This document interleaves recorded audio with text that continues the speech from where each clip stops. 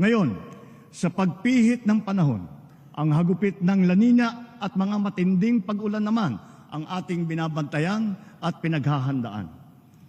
Mahigit 5,500 flood control project ang natapos na at marami pang iba ang kasalukuyang ginagawa sa buong bansa.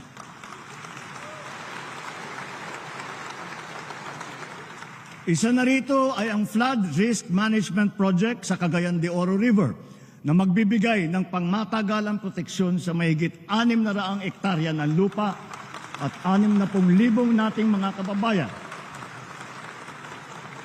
Isa pa ay ang proyekto sa Pampanga Bay na magsisilbing karagdagang lunas sa mga pagbabaha. Noong Enero, inilunsad natin ang Kalinisan sa Bagong Pilipinas, kung saan pinakilos natin ang ating mga barangay upang maglinis sa kani-kanilang komunidad. Sa 5 buwan lamang, mahigit 40,000 tonelada ng basura ang nakolekta ng mahigit 22,000 mga barangay sa buong bansa. Inaasahan ko ang tuloy-tuloy na suporta ng mga lokal na pamahalaan sa paglilinis ng ating pamayanan. Bilang